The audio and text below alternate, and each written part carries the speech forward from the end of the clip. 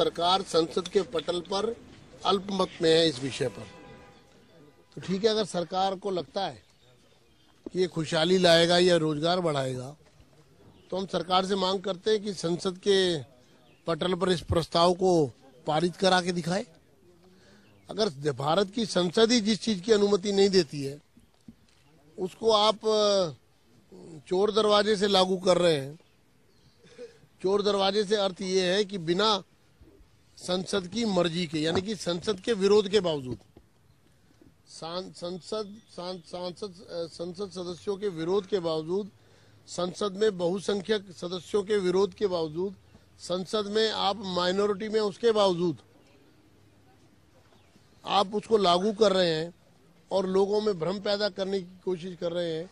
क्योंकि लोकतंत्र में अधिकांश दल, जिनका विषय है एक आम आदमी, यानी कि एक गरीब आदमी, यानी कि एक व्यक्ति को रोजगार, हाथों को काम और पेट को रोटी, 120 करोड़ के देश में ये पहली आवश्यकता है, ये पहली जरूरत है, ये पहली सोच है।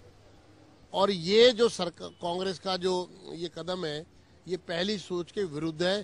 क्योंकि इससे बहुत बड़ी संख्या में लोग बेरोजगार होंगे और इससे भुखमरी मचेगी, गरीबी बढ़ेगी, तबाही होगी। क्योंकि 38 से 50% तक जो आंकड़े बता रहे हैं, थाईलैंड में 38% कंज्यूमर मार्केट जो है वो 3 कंपनियों ने हड़प ली। यानी कि इतना बड़ा शेयर कंज्यूमर मार्केट का अगर कुछ कंपनियां हड़प लेंगी और इन विदेशी दुकानों पर बिकने वाला खुदरा वस्तुएं जो हैं वो 70% विदेशों से आएंगी, तो भारत का मैन्युफैक्चरर, छोटा मैन्युफैक्चरर, सर्विस सेक्टर और छोटे दुकानदार बुरी तरह से प्रभावित होंगे। दूसरा, सरकार ये कहती है कि जब बिचौलिए बीच में से हटेंगे तो बाजार में वो जो प्रॉफिट कमा रहे हैं वो जो लोग, वो उसका फायदा कंज्यूमर को मिलेगा। आंकड़े बता रहे हैं कि भारत के बाजार में बिचौलियों का जो प्रतिशत है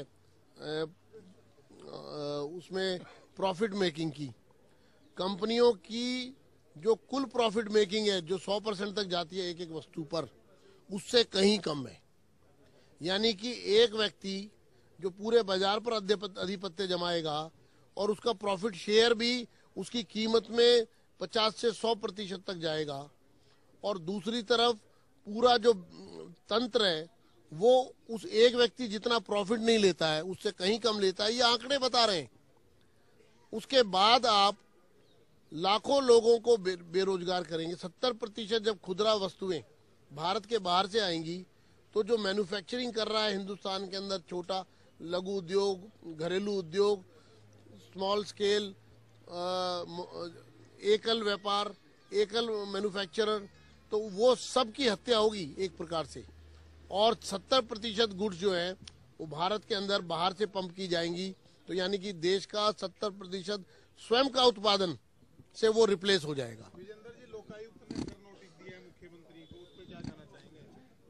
देखिए, लोकायुक्त ने दूसरी बार इस बात का संज्ञान लिया है और मुख्यमंत्री जी का और उनके मंत्री का ये जिद करना कि मेरी मर्जी, मैं तो अनुसूचित जाति के लोन के फॉर्म पर अपनी फोटो लगाऊंगा, ये अनैतिक है। ये कोई ऐसा बहादुरी का काम नहीं हो रहा, ये कोई ऐसा ये ऐसा कोई पब्लिक इंटरेस्ट में काम ऐसा नहीं हो रहा है। ये काम तो सिर्फ और सिर्फ अपनी सस्ती लोकप्रियता के लिए किया जा रहा है। और लोकायुक्त ने कहा है कि ये अनैतिकता से भरा कदम हो सकता है, इसका नोटिस दिया है। तो सरकार को फोटो विड्रॉ कर लेना चाहिए। सरकार उस पर अगर जिद करती है तो इसका मतलब ये है कि चूंकि वो अनैतिकता पर की पराकाष्ठा पर जाने के लिए तैयार है, इसलिए हमारी ये मांग है कि ऐसे अनैतिक लोगों को सत्ता में रहने का कोई अधिकार नहीं है और तुरंत प्रभाव से मुख्यमंत्री को और उनके मंत्री को इस्तीफा दे देना चाहिए। क्योंकि वो एक नैतिकता की कसौटी पर पूरी तरह से विफल सिद्ध हुए।